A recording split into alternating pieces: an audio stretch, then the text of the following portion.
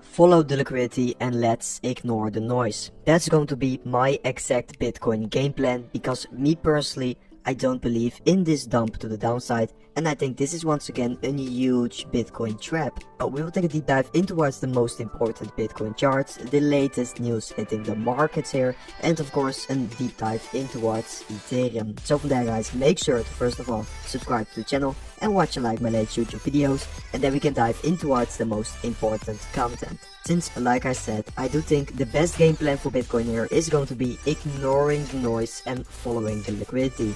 Because yes, there's still a major Bitcoin move higher coming up this bull market, so we should not be panicking too much about corrections like this, because they're simply a part of the bull market. Bitcoin is currently testing important support here, which is basically the moving average 50 trend line on the daily here, and also on the EMA ribbons we are trading at the lower side of the EMA ribbons there. So yes, Bitcoin is at quite important support here, but I do have one important warning: the fact that I do think Bitcoin could be grabbing even more liquidity at the downside before seeing a new major push to the upside, because that is usually something what happens once we hit those support levels.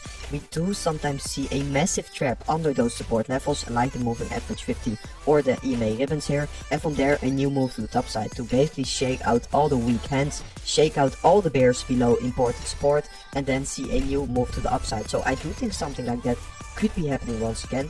It doesn't have to, but it could definitely be happening, so don't get trapped by that. But also the EMA ribbons and the moving average 50 are going to be your best indication once again if Bitcoin is still going to be trading in this massive uptrend, because it's going to be important to not lose this uptrend for Bitcoin.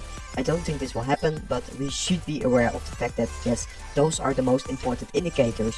Bitcoin is also retesting this important support line, this major trend line here, from basically the same uptrend I was talking about at the chart here. And of course it's going to be important for Bitcoin to not be losing this level, but if it does so, I don't think it will be the end of the world. It could be that Bitcoin does grab a little bit of liquidity below it and then moves back to the top side, but yeah, in an ideal world you don't want to see Bitcoin losing this exact support level. Let's hope that's not going to be the case here. I do think if you just zoom out a little bit on Bitcoin, is still looking insanely bullish. We have seen these major expansion phases during all the years of this bull market, so 2023 and then expansion in 2024, 2024 consolidation and a big expansion in late 2024, then more consolidation, and now that expansion phase. So I don't think there's too much reason to be worrying about this Bitcoin correction.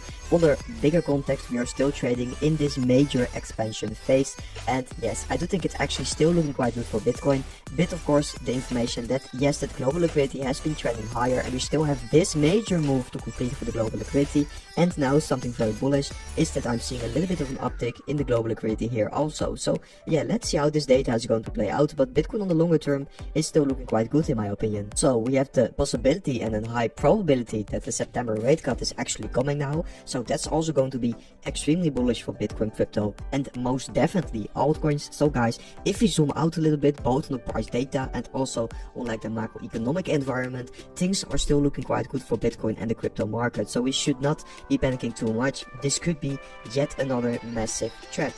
Also, Sharplink Gaming is about to buy another 100 million US dollars worth of Ethereum, and I do think the institutional accumulation of Ethereum has been absolutely insane here.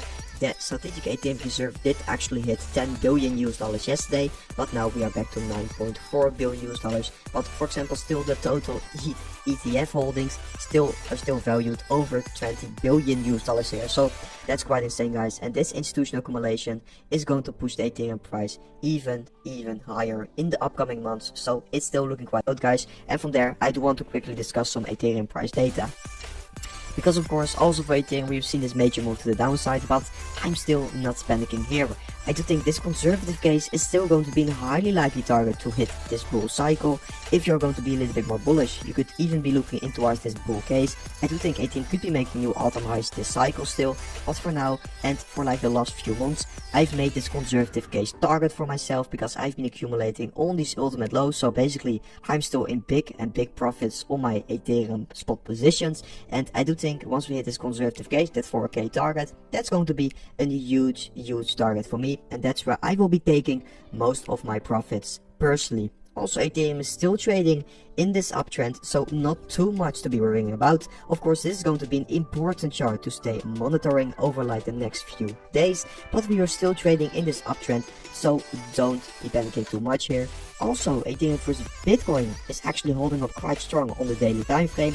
I do think if we're going to see a bounce for Ethereum here, we could just see a new ranging phase for Ethereum versus Bitcoin, just like we saw over here, and then eventually that massive breakout once again, because I don't think it's over for altcoins yet. I do still believe in that major altcoin season, but like I stated in a few of my other videos, I do think it's more likely to see an altcoin season at the ending stage of the year in Q4 and maybe even the beginning of 2026.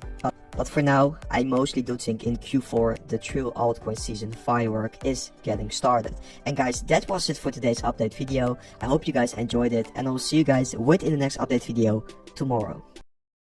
Are you looking for exchange with zero fees over 3,000 plus trading pair with industrial leading liquidity proof of reserve that has 1:1 ratio with 24/7 online customer service support?